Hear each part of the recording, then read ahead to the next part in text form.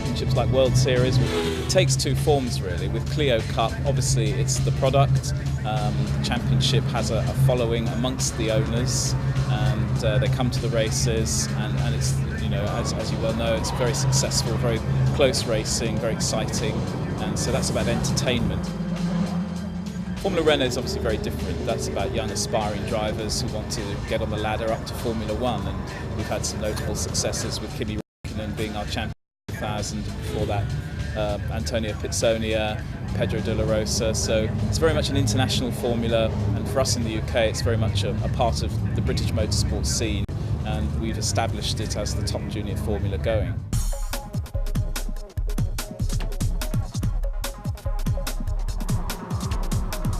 Racing in the Renault Clio Cup really because it's a good proving ground for the drivers, and you know, and if you do win that, then you get a lot of credibility, which you use to move on. And really, the week leading up to the race meeting, you start to zone in on the track, how you're going to drive it, what gears you're going to use, what setup you're going to have, and just try and think about things like that, but not think about it too much, otherwise you put yourself under a lot of pressure. And so when you do a test day, you relax, you come to a track, you just take it like a practice session.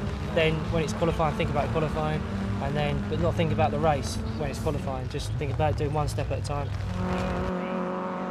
Because it's so competitive, you've got to be prepared to put in 110%. You have to. You can't. I mean, I've got teammates now that I'm putting in that, and they're mid-grid.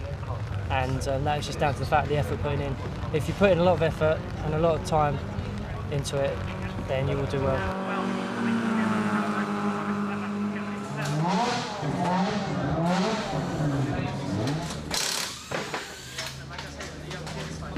You can't compare any normal road car that's on the market now with what I'm driving. The Megane car is a proper race car. You know, you can compare it with the DTMs. It's a lot quicker than any road car on the market for the moment. Top speed, it's difficult to say. We've only, the only thing I can see in the car is, the RPMs. But we can reach a top speed of about 260 in the Meganes.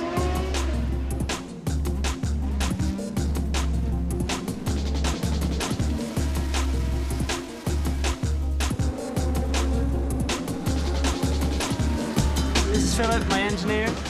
Jack, first mechanic, and this is Wim. The boss, the big Wim, the big boss. Jan is very, very good because it's a complete driver. He's very, very, very quick. He's very, very focused. He's very professional. He is an absolute winner. He's a guy who wants to win like more than many other guys I saw, and he's got a very, very strong will. He's not easy to run, but this is good. Now we know it's one season we're doing together, so we understand each other. The frictions are gone, and it's really nice because it's really a guy who pushes everybody, and this is what a good driver has to do.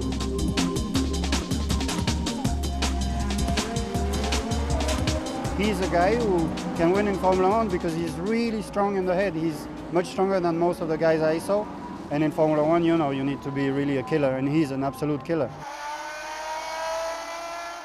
Well, we had the chance to go into Formula One this year, and I made the choice not to do it because I thought we were not well prepared. So we're working on a big program for next year.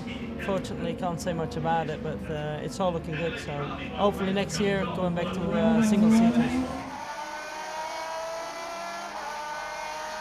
Oh, it's my life. So it's the number one, definitely. At the World Series meeting, we've brought over quite a collection of cars from our museum in Paris. We have 650 cars in the Renault collection in Paris, and we've got just a sprinkling of the creme de la creme over here at the moment. We've got RS01, which was the first Renault turbo F1 car from 1977. That's being driven by René Arnoux, one of our famous Grand Prix winning drivers.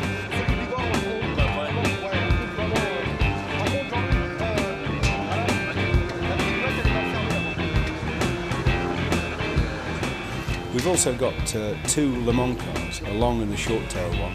The short tail one, the A442B, won Le Mans in '78, The 443 was its sister car in that time and was the long tail version. The 443 is being driven by Gérard Larousse, a world famous sports car driver, and also involved in the Renault F1 program from the 1970s. And the other car is being driven by Michel Leclerc, who won the French Formula 3 Championship at the time. They're going to be demonstrated together with one of our most successful rally cars and rally drivers. The world famous Jean Ragnotti is here with us at Donington this weekend, driving his Tour de Course car.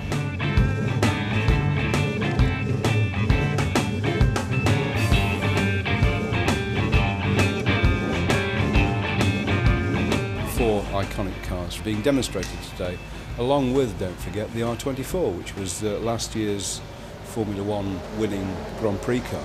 And that's going to be driven today at Donington on Sunday race day by Frank Montani, who's the works test driver just flying in from the Belgian Grand Prix at Spa.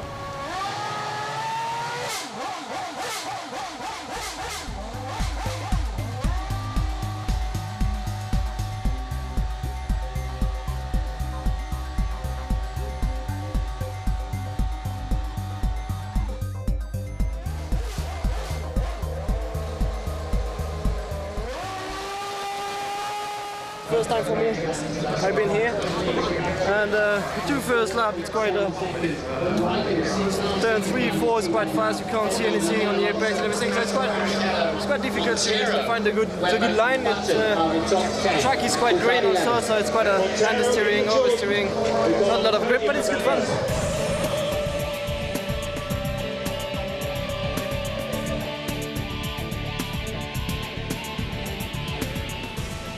We're here doing brolly-daddying. We've come really close to the drivers, haven't we?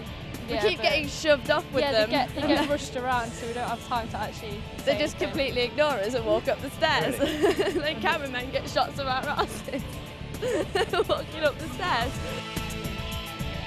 I've been driving since I was 8 years old in quarter midgets, and then moved on to go-karts and then obviously race cars. But since my dad raced endurance racing and BMWs and things like that for fun, I've been around it since I was I'd say about 4 weeks old, and then got on a dirt bike at about 3, and from there just kind of progressed up. I'm racing in the Formula Renault 2-liter championship. It's where a lot of young drivers have started out, and I feel that England is the best place to be to learn, and I mean, it's probably one of the toughest championships in the world. The goal is Formula 1. I mean, you always have to look towards that, and just things have to progress from here on in. It all just depends on investment backing and sponsorship to move up that ladder. So, I mean, the Renault World Series is probably a good step next. England is where motorsport was born, so I mean, it's kind of a big community, and everywhere you go, someone knows about racing. So, I mean, I like the support, but yeah, I mean, in this country, it's exceptional.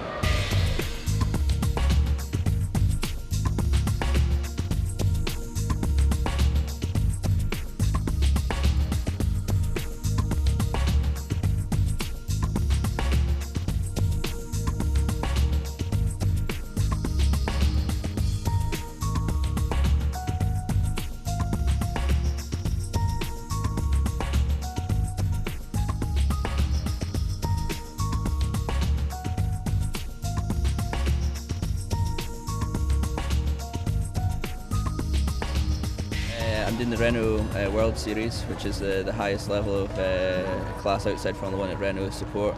It's seen as the last step in the ladder before Formula 1, and it's definitely where all the young drivers want to be if they want to progress to Formula 1. You have to try and switch off as much as possible until maybe 10 minutes before you get in the car, and then once you get in the car, everybody knows to leave you alone, and you've got to fully focus on going out there and doing the best you can. And then as soon as you get out the car, then you've got your sponsors to entertain and speak to and explain everything to, which is easy to do when you've won or you've put it on pole. But when you have a bad day, that's when you've got to be professional about it and realise that without them you wouldn't be here. So you've got to be serious about it.